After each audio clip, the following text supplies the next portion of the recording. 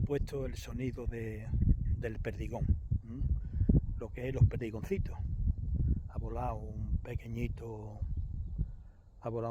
bandito, se han regado y ahora la madre pues lo llama. Entonces yo estoy viendo ahí también